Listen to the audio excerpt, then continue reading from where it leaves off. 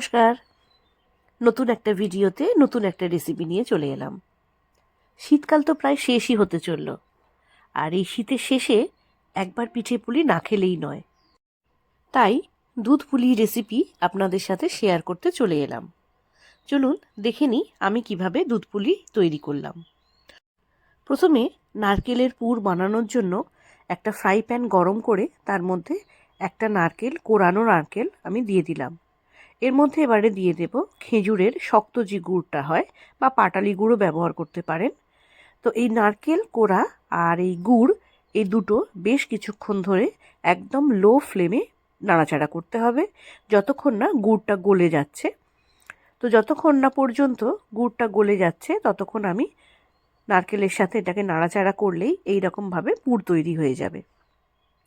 এবারে এর মধ্যে আমি 2 চামচ গুঁড়ো দুধ ব্যবহার করছি। আপনারা খোয়া ক্ষীরও ব্যবহার করতে পারেন।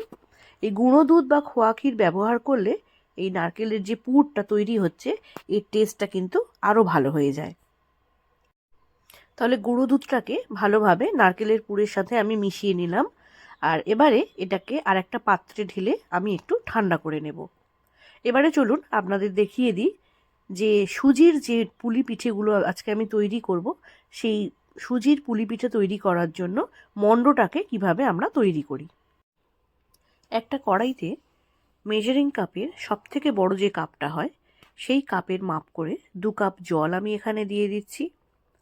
জলটা যখন একটু গরম হয়ে যাবে তাতে দিয়ে দেব একটু নুন আর 1 চামচ ঘি।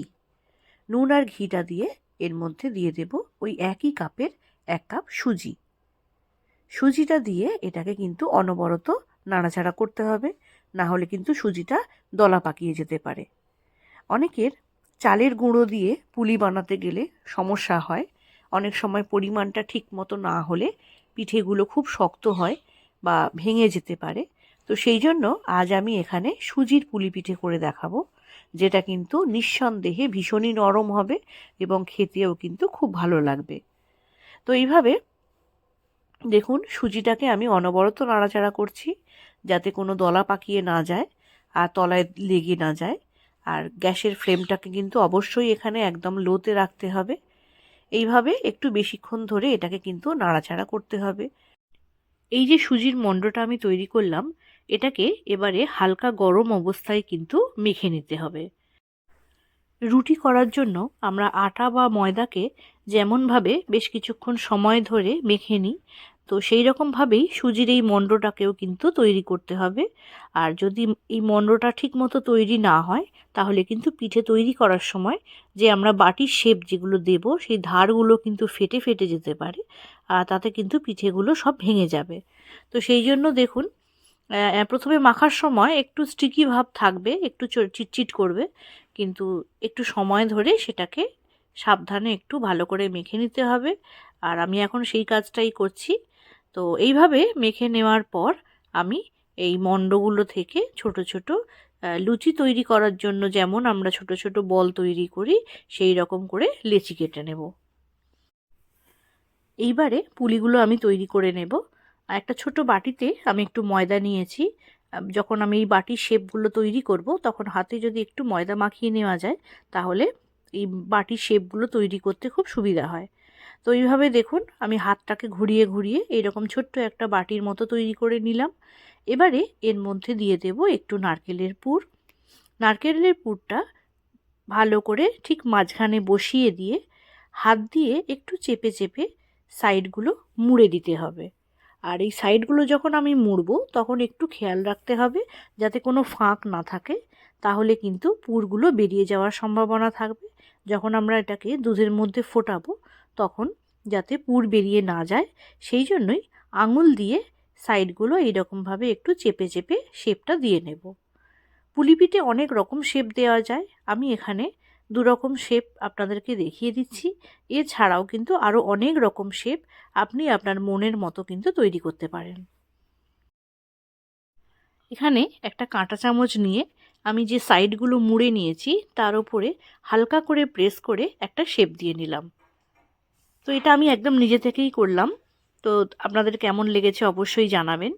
তো এইভাবে সব পুলি পিঠেগুলো তৈরি করে নিই। এখানে দেখুন আমি যে 1 কাপ সুজি দিয়ে শুরু করেছিলাম পিঠে করা, সেখান থেকে এখানে কিন্তু 20টা পুলি পিঠে তৈরি হয়েছে। এইবারে এই পুলি পিঠেগুলোকে নিয়ে আমি দুধের মধ্যে ফোটাবো, তাহলেই কিন্তু দুধ পুলি তৈরি হয়ে যাবে। তো চলুন তাহলে এবারে সেই কাজটাই করে নিই। আমি একটা হাঁড়িতে গরম দুধ করেই নিয়েছি, দুধটা ফুটছে, আর ফ্লেমটাকে একদম মিডিয়ামে রেখে আমি একটা একটা করে পুলি পিঠে দুধের মধ্যে এবারে দিয়ে দেব। তবে একটা জিনিস মাথায় রাখতে হবে, এটা কিন্তু বেশি নাড়াচাড়া করলে হবে না, কারণ সুজির পুলি পিঠে খুবই নরম হয়, আর বেশি যদি আমরা নাড়ানাড়ি করতে যাই তাহলে কিন্তু পিঠেগুলো ভেঙে যাবে, আর সেটা কিন্তু খেতেও মোটে ভালো লাগবে না, আর দেখতেও ভালো লাগবে না। তো আমাদের পুরো পরিশ্রমটাই কিন্তু জলে চলে যাবে। তো সেই জন্য পিঠেগুলো দেওয়ার সময়ও খুব সাবধানে দিতে হবে। আর এরপর বেশি নাড়াচাড়া করার দরকারও নেই, শুধু আপনারা চিনি বা গুড় যেটা ব্যবহার করতে চান সেটাই এর মধ্যে দিয়ে দেবেন। আমি এখানে গুড় দিয়েই করব। তো সেই জন্য 500 গুড় আমি কিনে রেখেছি, সেখান থেকে 250 গুড় এখানে দিলেই কিন্তু হয়ে যাবে। তো পুলি পিঠেগুলো এক এক করে দিয়ে দিচ্ছি, আর দেওয়ার পর গুড়টাকে এর মধ্যে মিশিয়ে দেব।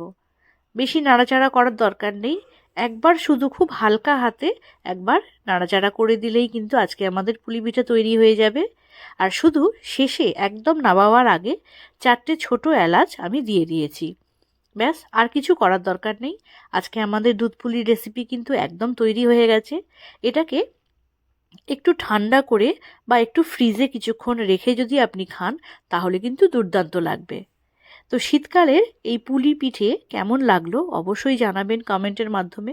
ভালো লাগলে একটা লাইক করবেন, শেয়ার করবেন, আর আমার চ্যানেলে নতুন বন্ধু হয়ে থাকলে চ্যানেলটিকে সাবস্ক্রাইব করে রাখার অনুরোধ রইল। সবাই ভালো থাকবেন, দেখা হবে নেক্সট ভিডিওতে।